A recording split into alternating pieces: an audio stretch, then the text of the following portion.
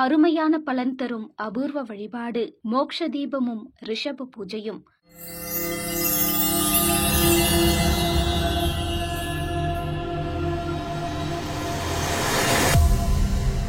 பொதுவாக கிருகஸ்தர்கள் இறந்துவிட்டால் அவர்களுக்கு சரம சமஸ்காரம் எனப்படும் அபக்கிரியைகள் செய்வது இன்றியமையாதது.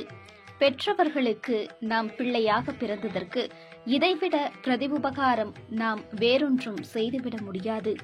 இதுவும் ஒரு விதமான கடன்தான். அதனால்தான் இதனை நீத்தார்கடன் என்று சொல்கிறோம். இதற்காக இறந்தவர்களுக்கு முதல் 12 நாட்களும் உரிய கர்மகாரியங்களை செய்கிறோம். இதில் 11வது நாள் எனப்படும் ரிஷபோத்சர்ஜனம் எனப்படும் ரிஷப பூஜை மிக முக்கியமானது. இறந்த ஆத்மாக்களின் பைசாச கஷ்டம் நீங்குவதற்காகவும் அதன் ருத்ரலோக பிராப்திக்காகவும் 11வது தினத்தில் ஸ்ரீ ருத்ரஹோமம், ஸ்ரீ ருத்ர ஜபம் மற்றும் வேத மந்திரங்களுடன் ரிஷப பூஜை நிகழ்த்துகிறோம். இறந்துபட்ட ஜீவன் முதல் 10 நாட்கள் பிரேதஸ்வரூபமாக இருப்பதாக ஐதீகம்.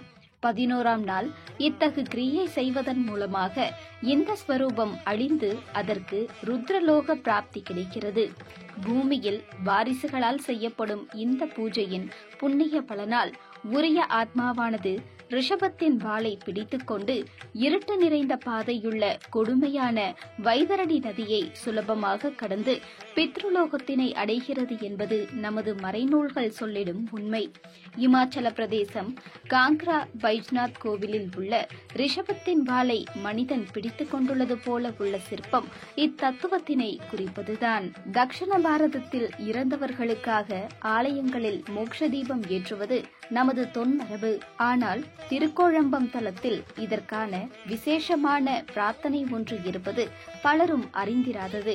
பொதுவாக எல்லா ஆலயங்களிலும் கோபுரத்தின் மையத்தில் உள்ள மடங்களில்தான் மோக்ஷ தீபம் ஏற்றுவார்கள். ஆனால் இவ்வாலயத்தில் சற்று வித்தியாசமான முறை கடைபிடிக்கப்படுகிறது.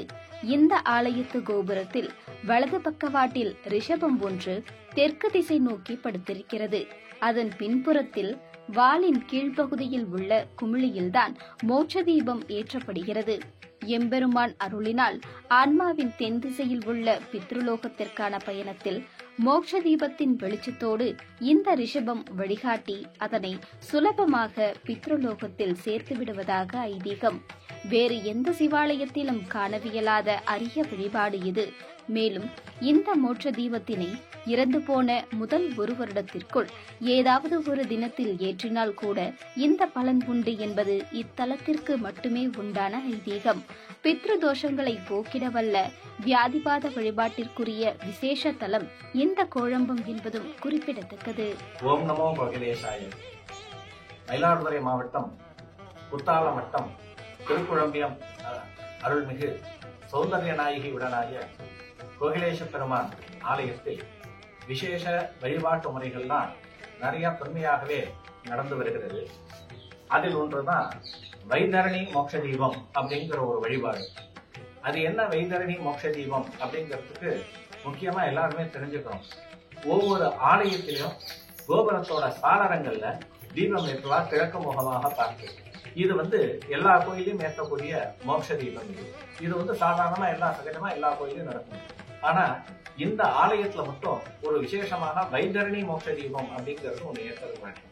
அது என்ன வைதரணி அப்படின்னா, நம்ம காவேரி, கங்கை, வைகை நதிகள் ஓடுற மாரி தேவலோகத்துல யமபட்டணத்துல ஒரு நதி ஓடுறது.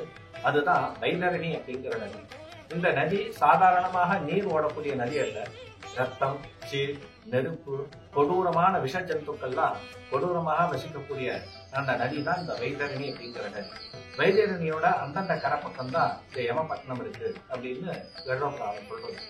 இந்த ஜீவனானது இறந்த பிறகு அந்த சம்ஸ்காரங்கள்லாம் காரியங்கள்லாம் முடிஞ்ச பிறகு 1 வருட காலங்கள் தொடர்ந்து பயணப்படுகிறது. யமகிங்கரர்கள் கட்டி பிணைத்து இந்த ஜீவனை அவர்கள் வாழ்நாள்ல செஞ்சக்கூடிய பாவங்கள் என்னென்ன உண்டோ அத்தனையும் சொல்லி சொல்லி உதைத்து அடித்து துன்புறுத்தி அழித்து செல்வாராம். அப்படியாக அழைத்து செல்லக்கூடிய அந்த ஜீவனானது முதல் வருடம், அதாவது இறந்த திதி எந்த மாதமோ அந்த மாதத்தில் அந்த திதியில் அத வைதரணி நதிக்கரையை முன்பாக கொண்டு அந்த ஜீவனை கிடத்தி வைப்பார்கள். அப்பொழுது பூமியில கொடுக்கக்கூடிய அந்த பிண்டத்தை உண்டு அந்த ஜீவன் திருப்தி அடைந்து இந்த வைதரணி நதிக்கரையை கடந்து, கொடூரமான அந்த வைதரணி நதியை கடந்து அந்த அக்கறையில உள்ளக்கூடிய யமபட்டணத்துல போய் சேருமா. அந்த யமபட்டணத்துக்கு சம்யமணி அப்படின்னு பேரு, வைவஸ்வர பட்டணம்னு சொல்லுவாங்க. அந்த பட்டணத்துல போய் சேருவாங்க. இந்த ஜீவன் இப்படி போகும்பொழுது இவ்வளவு கஷ்டங்கள் அனுபவிக்கிறதாம். காரணம் என்னன்னா, பூமியில பிறந்து ஏதோ ஒரு பாவங்கள் நம்ம செய்யாம இருக்க முடியாது. எப்பேற்பட்ட ஜீவனா இருந்தாலும் ஏதோ ஒரு சில பாவங்களையாச்சும் நம்ம செய்ய வேண்டிய வந்துருமா.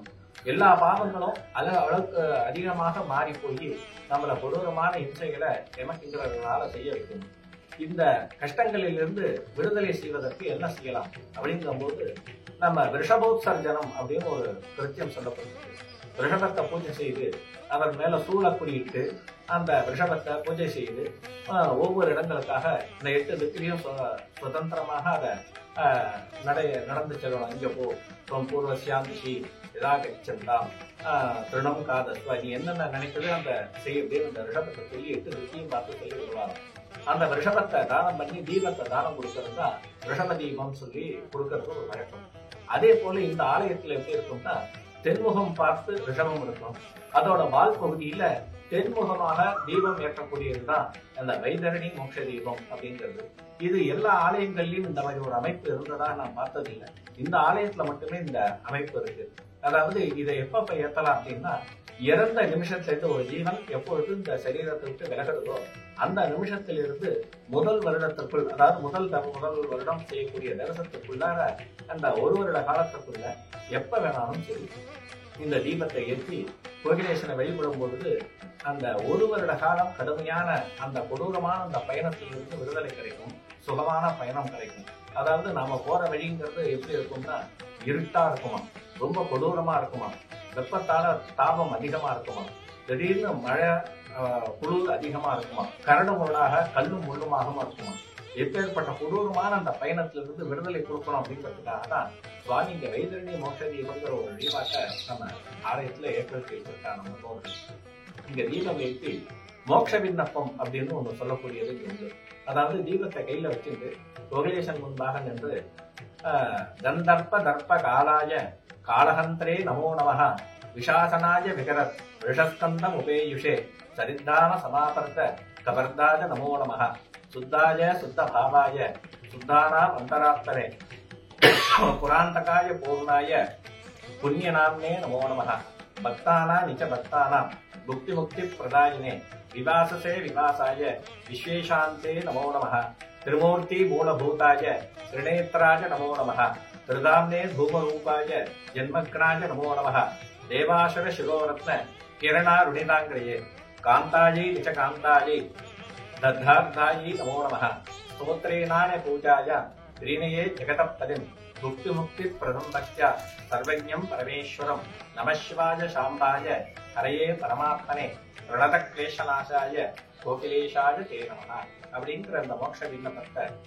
சுவாமி முன்னாடி ஜபம் செய்து அந்த தீபத்தை கோயில வலமாக வந்து அந்த மாடத்துல உள்ள ரிஷபத்தோட பின்பகுதியில் ரிஷபத்தோட வால் பகுதியில் அமைந்துள்ள அந்த தீப பீடத்துல அந்த தீபத்தை ஏற்றணும். அந்த தீபம் 24 மணி நேரம் தொடர்ந்து உடனுக்கு எரியும். இந்த தீபத்தை ஏற்றி வழிபடும் பொழுது இறந்த அந்த ஜீவனானது எந்த விதமான கஷ்டங்களும் எவ்வித இன்னல்களும் இல்லாமல் அழகாக நிம்மதியாக அந்த ஒரு கொடூரமான அந்த பயணத்தை தொடர்ந்து செய்து யமபட்டணத்தை அடையும் அப்படிங்கிறது தான் இந்த தீபம் ஏற்றதோட தாற்பயம். இதை பயன்படுத்த வேண்டிய அவசியம் சூழல் உள்ளவர்கள்லாம் இந்த ஆலயத்தில் தொடர்புண்டா நிச்சயம் இந்த வைதரணி மோட்ச தீபம் நிச்சயம் ஏற்கிறார்கள் அப்படிங்கிறத இதன் மூலம் தெரிவித்துக் கொள்கிறேன். ஓம் நமோ கோகிலேஷாய.